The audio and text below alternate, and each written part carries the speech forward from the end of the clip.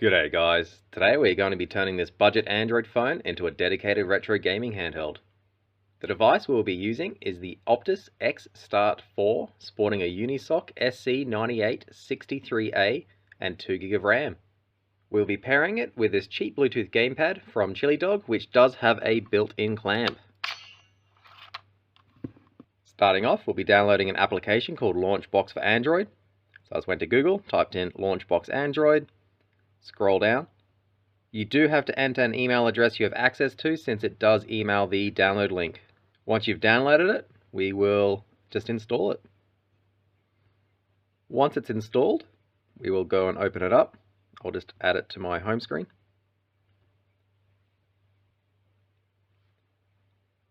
Click OK. You do have to allow all access, and you will have to close the app and reopen it.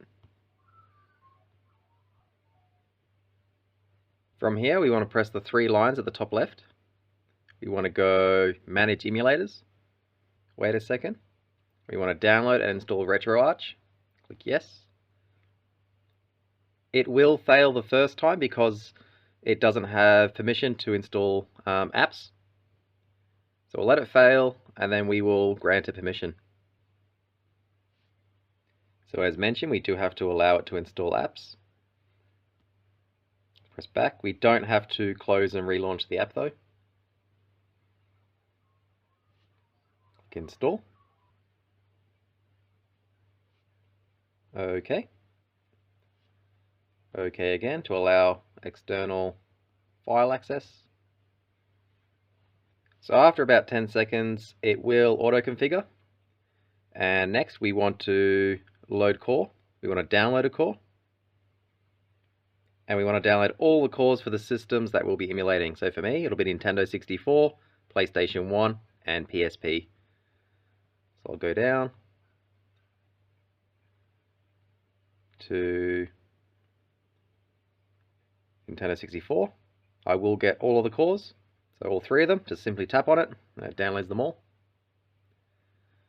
I'll keep scrolling down to PlayStation.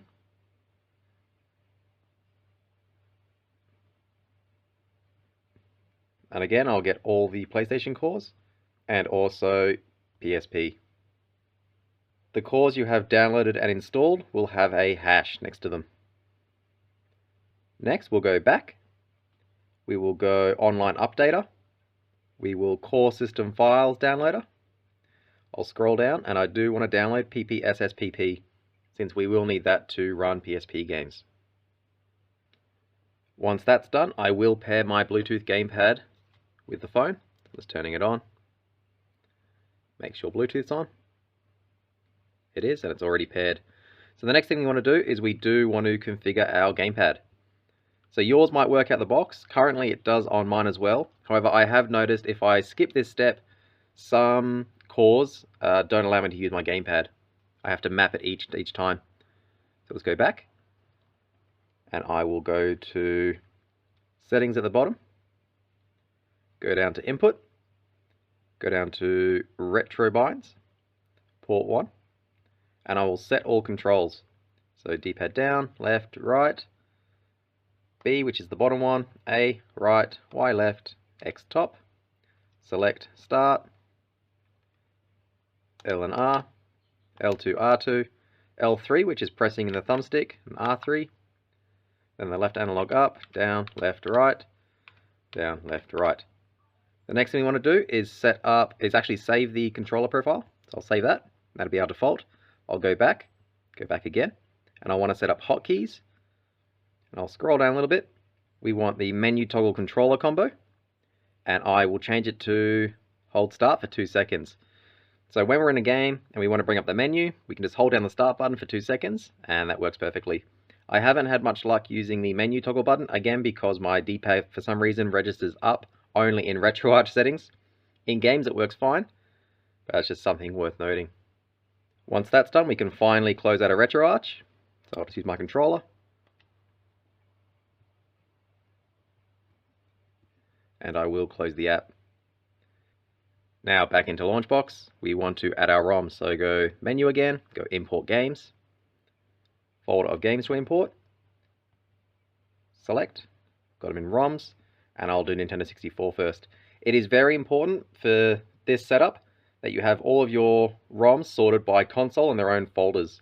If you have them all in one big folder, it'll make it a headache to add them into Launchbox.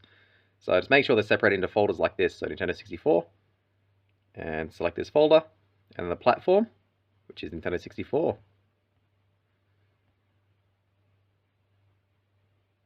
There it is. I'll leave everything else as default. Go proceed with import. It found my 2 games. Click proceed. Click OK. And I want to do it again for my PlayStation and once more for my PSP. So now we've done that, we can have a look at each of our consoles. So I'll just go, you've got consoles or handhelds on the front, the main screen. So we'll go consoles first. Oops. We've got PlayStation, Nintendo 64. We'll go PlayStation. You've got it auto finds out what genre it is and it adds into each one. So Crash Bandicoot is both action and a platformer. But we'll just go to all games. And you can see we've got our box art, we've got our nice logo. And we'll try run it. We're going to go play. I don't want to allow it.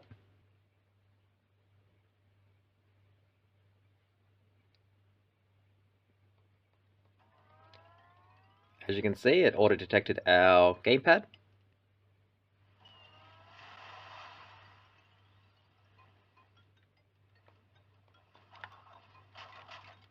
And everything does work fine.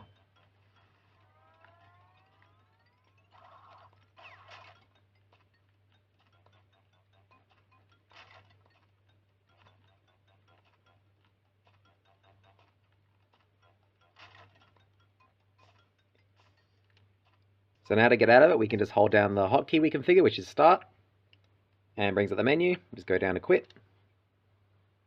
And we are back in Launchbox. So we'll try a different game now. We don't want PlayStation, we want Nintendo 64. We'll go all. And again, there's our 2 games with the box art. We'll try Zelda, go down to play.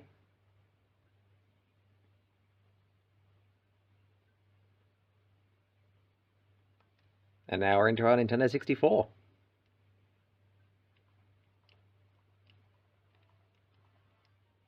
I do already have a save file.